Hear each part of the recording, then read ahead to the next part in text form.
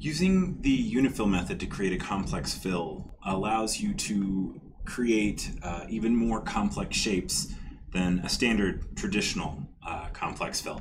What it allows you to do is divide that fill into subregions that can have opposing stitch directions or multiple stitch directions, and it will allow you to specify those splices where you want them, so it can divide more complex form like the letter A, where you have that crossbar that you want to be a different stitch direction. The unifill will allow you to do that as you're digitizing. Traditional, you could create it and then edit all those pieces back in, but unifill allows you to do it while you're digitizing. So let's look at how to use the unifill method. So I'm going to open that same design or that same graphic file again. It's in the graphics folder that's loaded, in the designs folder that's loaded with your software. It's fills.bmp. I'm also going to open in another window columns.bmp so that I get that A and that E again. And then let me scale this back down to what I was working with in one of the other videos. All right, so let's go back to fills.bmp. And the unifill method is located under the complex fills section, and it is the third one over, and it's the one that has two stitch direction lines. And it digitizes just like the traditional method, except it has a couple more steps with it. So let's look at doing this star. So I'm just going to start digitizing, and you're paying attention again to that highlighted area on my screen to tell you the next steps. I'm just going to digitize around this area. I'm going to hit enter. It asks, are there any holes? There are not on this one, so I hit enter. And now it's asking for something else. It's asking for a splice line, and a splice line is where you would have another stitch direction or a different region. In this one, I don't have that, so I would hit enter. Entry point, exit point, stitch direction, but this time it stays on my stitch direction, and I could keep adding stitch directions until I hit enter. So it's a couple more steps, but you can use them in very similar ways. It's just you have a little more flexibility with the unifill.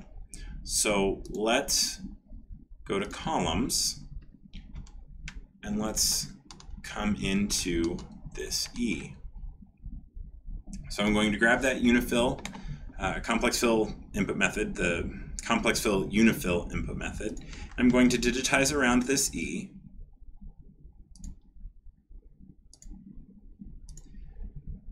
And again, you can digitize clockwise or counterclockwise, whatever is comfortable to you.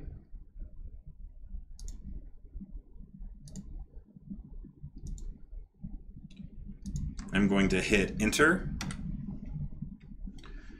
and it's asking, are there holes? There are not, so I hit enter again.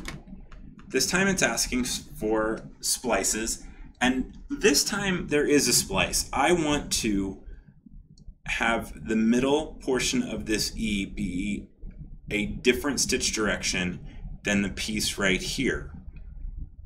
So I'm going to click and drag across that area, and it's going to show up as a green line. That's now dividing my two areas. Do I have any more? No. So I hit enter. Where do I want it to start? I'll start it here this time. Where do I want it to end? I want it to end here this time. And now it's asking for my stitch directions. So I want all of these pieces to have vertical stitch direction. But I really want over here, and I'm not going all the way across, I'm just going to that splice line to have a horizontal stitch direction. So this is where I can have opposing stitch directions. It's right at that. And if this is off of that, that's fine too. So I could have another one up here. But you can have opposing stitch directions when you're dealing with those splices. Now, if I was not getting a full stitch, think, let me hide my graphics. I think I just generated a stitch. So I'm at a slight angle. It's not quite what I want. If I want that to be just straight across, what I can do is right click and drag outside of the area, and it will snap that end line to it, and that will create, and you can even pull this in and stop your embroidery earlier. Come back out, go to the edge. So you can compensate for the push of stitches by cutting things off a little bit earlier if you wanted, or you can just go off of the line and have it snap to the end. The other thing that I'm noticing now,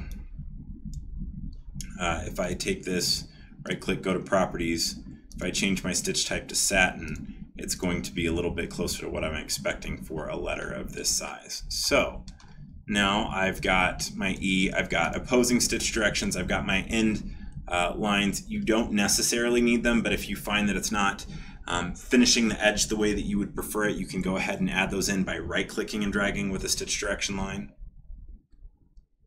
If I go into 3D, you can now see that it's creating that E just with one element, but it's got those subregions.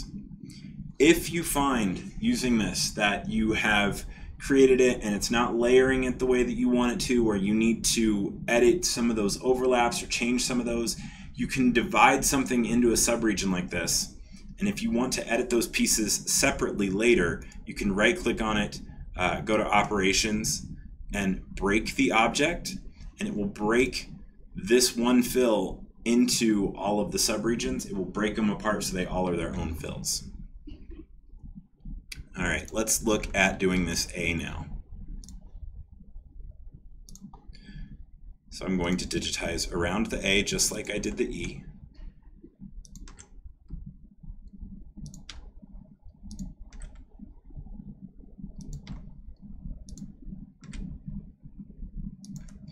Hit enter to close the shape. It's asking, do I have a hole? This time I do. So I'm going to digitize around the hole.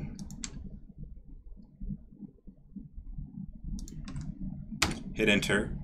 I don't have another hole, so I hit enter again. Now it's asking for a splice. I'm going to put a splice here and a splice here so that I can have that crossbar be a different stitch direction. It's asking for more splices. I don't have any more that I want, so I hit enter. We'll do an entry point here. We'll do an exit point here. And now it's asking for stitch direction. So I'm going to come across, I'm going to say I want a stitch direction there, and I want a stitch direction there. Now, let's delete this for a second. So this is kind of convenient. Oh, so I'm done. So let's hit enter, and now I'm done. And I will escape out of this. I'm going to duplicate this, move this over, so we can see a couple of different options here. Properties, I want that to be a satin stitch. That's what I'm looking for. All right, and I'm going to hide my graphics so we can see the stitches nice and cleanly. Now, I drug my stitch direction line across the top. Had you drug it across a leg,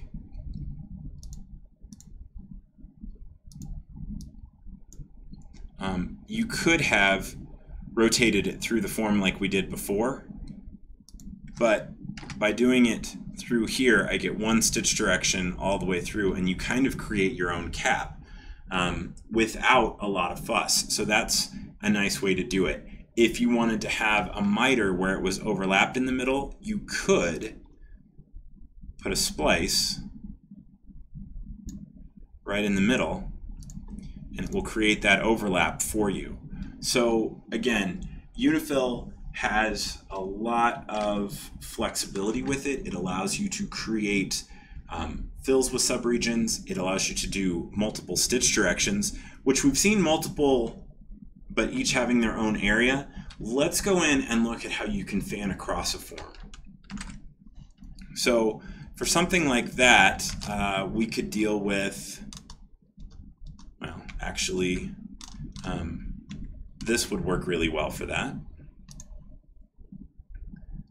So I'll come across, right click, curves, hit enter. I don't have any holes, I don't have any splices, but I do have an entry, an exit, and multiple stitch directions. So if I just put a stitch direction here, it's going to be throughout this way. But if I come over here and add stitch directions or inlines, I can fan those stitches throughout the form. Now that looks a little funny because it's a fill, but if I put it to a satin, it's going to look really, really nice. If you do this on larger areas, just be careful. Let's go back to fills and let's grab this heart. So I'll come up.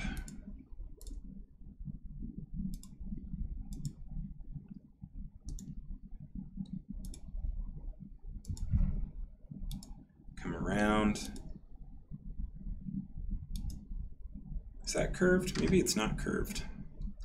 So I'll put a straight point, hit enter. I don't have a hole, I don't have a splice, entry, exit, but I can do a stitch direction here and a stitch direction here, so I can start to fan those stitches across the form. So that can look really, really nice. However, if you go really crazy with having multiple stitch directions in a form, you can start to really pinch and bind, like we were trying to avoid with capping the top of that A. You can create the same kind of thing by bunching up your stitches using multiple stitch directions. Doing it subtly and gently, you can create some really great effects. You can also delete one of them if you have too many and you have one you don't want. Click on the end of one of them, hit delete, and it will go away, and then the whole thing will adopt the stitch direction of the one. So Unifill, again, allows you a lot of flexibility in what you're trying to do.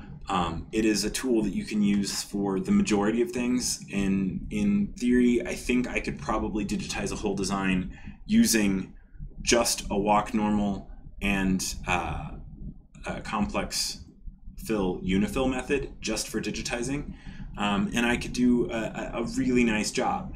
I still tend to use a variety of tools. I think that's because I've been doing it since when tools were associated with stitch types.